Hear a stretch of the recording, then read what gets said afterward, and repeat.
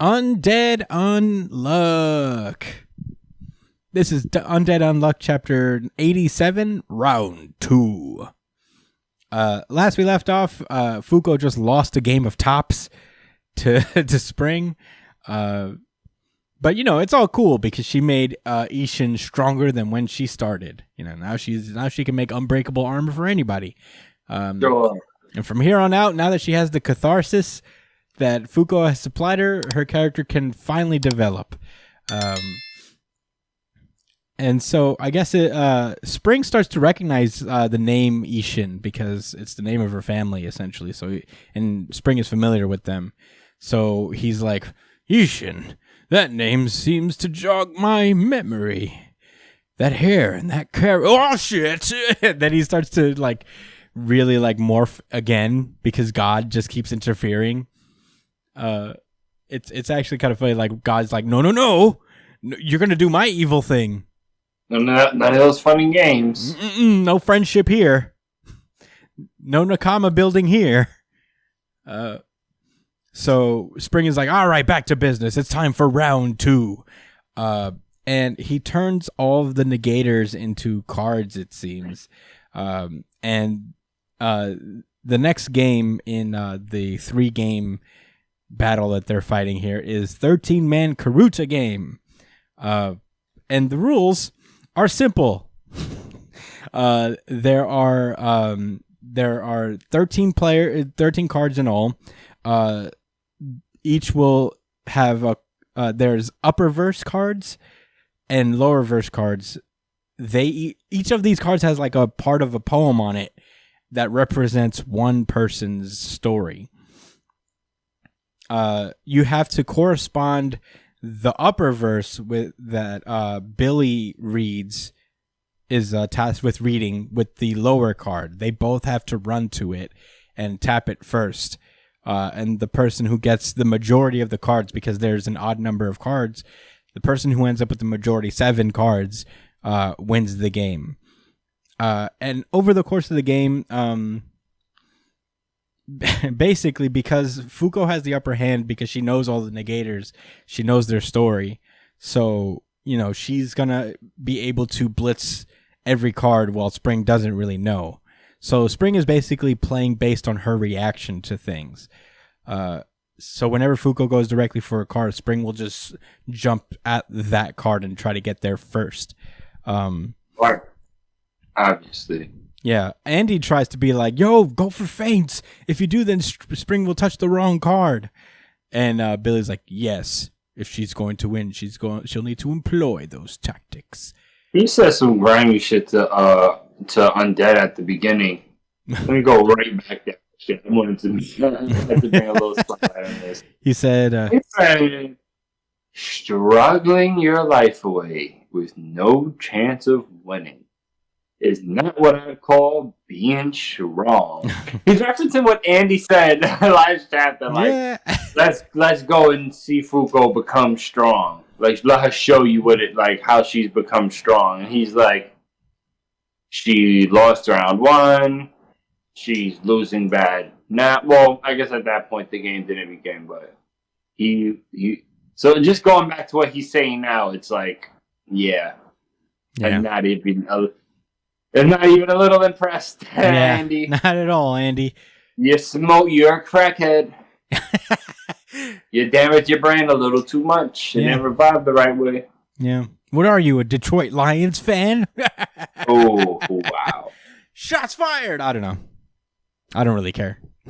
Bro, and then that coach be so fired up on the sideline, that talking a certain way after they lose and shit. And it's just like, bro, you just want to keep your job. I like him. There was a moment. I know, and that's the point. I remember this press conference where he was like, he's making you like him because he's showing his heart on his sleeve. And it's like, you can't keep saying the same shit after 17 games. That's why coaches get fired in the NFL, unfortunately, because guys just don't fucking listen. And if you don't catch fire with a team and you ain't no reputable coach, you losing your job. I'll tell you what, man. I mean, whatever tactic he's using, it's working. I like that guy. I think he's cool. I hope he sticks around. Working on you being a fan of him. Definitely not working for the Lions. Hey, Whatever works, man. At least he's keeping his job. You know, that's all that really needs to happen. This is New Jump City / NFL. Yeah, this is NFL Jump City. NFL Jump City. Anyway, so Fuko doesn't change up her strategy. She just continuously goes after the card that she knows is correct, based on the upper verse. And Spring always gets there first every time, until the point where Spring has 6 cards, whereas Fuko has 0. Goose egg. And a bunch of bruises. Yeah. And contusions. Yeah. 0-6. Like a particular football team I know. Dude, I was reading this. It says Spring 6 cards. I thought it was just going to be like 1, maybe, or like at least 2 1. at most. It said 0. And like, we're on the ground, half dead. Yeah, she's getting fucked up. And Billy's like, damn, if he takes 1 more card, then he'll have the majority and she'll lose. Oh, word? Thanks, Captain Obvious. Thanks, Billy. All right, Negative Nancy. Yeah, he asked Andy, is like, why isn't she touching him? Why isn't she following your advice? And Eddie says, in order to touch him. She's not making any feints, and she's purposefully going in to get smacked. But that's when she does it. She's been touching him ever so slightly. Fuko is risking her life to charge Spring full of unluck. And Billy's like, whoa. Will her unluck work on a UMA? Has that ever worked? And Andy's just like, shut the fuck up and read the card. Yeah, put him in his place. Said, bro. Dan, did you hear what I said before? What'd you say? Oh, yeah. So Billy, he pauses before he reads this card. He says, for my life's savior and his impossible dream, I shall lend my voice. And Fuko immediately recognizes this as Tella, which is cool. It's an interesting way to like incorporate the time that she's actually spent with Under. Right. It's very smart to have that whole arc and have that pay off later. But yeah, she before she goes for the card, she looks over to Billy. She's like, Mr. Billy, an impossible dream means slaying God, right? And Billy says, Tella seems to think so, but if you're ruthless enough, you're in your ways, nothing is possible. As long as you're a complete savage, you can accomplish anything. But Fuko counters with, I don't know. I think what you need isn't ruthlessness. It's love, you know, because at the end of the day, Spring once received someone's love, and he suffered and opposed God because of that. So, you know, that love can change people, which is pretty cool. She says the same God that did nothing but impose abilities on us so far is trying to butt into a serious contest. We've gotten that much closer to him that he's like interfering with this game.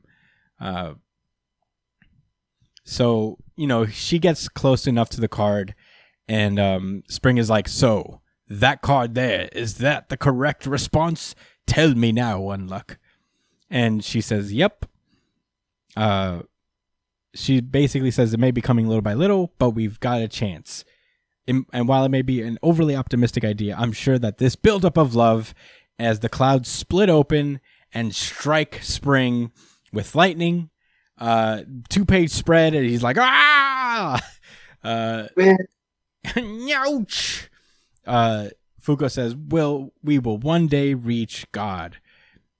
And Billy's like, whoa, that worked on a UMA? Not on a human, but a UMA?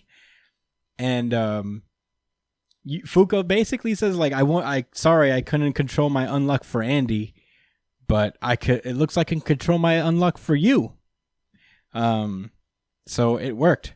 And he says, so that's why I'm not letting you take any more cards, as she has one of the cards in her hands. And now Fuko has 1 card. One. Well, she needs 7, and like the majority still isn't there. You know, like Spring doesn't have the majority. There's still like 6 cards left after this one. So she could just keep striking him with lightning, it looks like, until she gets the cards. Damn, that's OP. I'm glad you clarified that, because I thought like, oh, she did all of that build up for this one attack to get this 1 card. I was gonna have a whole rant about that, but I guess she could keep using the lightning then. GG, nigga. It's all over. Yeah.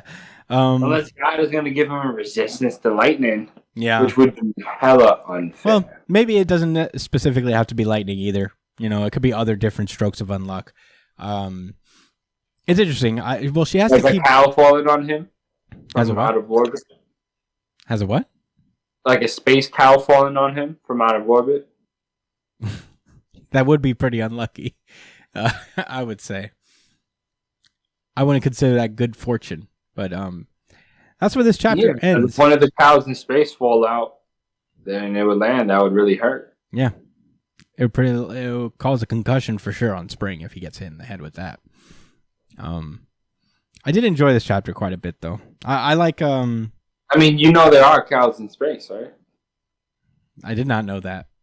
Yeah, how do you think they make evaporated milk? Yeesh.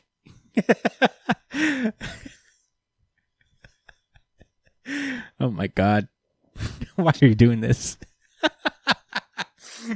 Why are you hijacking the show with your dad jokes? But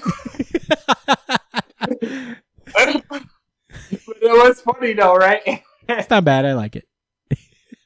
I didn't hate it. I'm just mad at myself for falling for it. The setup for that. It was all the setup for evaporated milk. Yeah, I know. Hey. Okay. I know. I wasn't just like, how do you get to evaporated milk? Okay. Well, I enjoyed this chapter. I really did. I thought the way this game played out was pretty smart. I'm enjoying the character development. This 2-page spread is pretty cool. I like the shading used on Fuko and Spring. He really put his back into that 2-page spread, I feel. He looks like the lightning Uma. Yeah. I don't think they showed one, but if there was one, that's him now. Yeah, she's still got to touch. I wonder if she still has to like touch him again in order for this to continuously go with the unluck. There's got to be some type of conflict. Oh, first of all, her design looks so dope right now, and I like how the armor that was made from Unbreakable carried over to help in this matchup. She used it to, facilitate her getting those touches, because otherwise she would have got beaten down and broken into a bloody pile. Yeah, for sure. What would have been? She would have died. Yeah. Her design right now is really cool. I agree with that for sure. So it showed that loss wasn't in vain. Yeah. So they're gonna tie it up with this inevitably, and then final game will be for all the marbles. But for now, this was a great chapter. I don't really have much else to say about it. Do you? Really can't believe it. Billy's like, whoa! You did it by not being a dick. You did it by like you're winning. You're gonna win by like not being a total asshole, 100%, and betraying people. Use love. Love. What's that? But I don't know. That's all I got to say about Undead Unluck this week. It was a great chapter.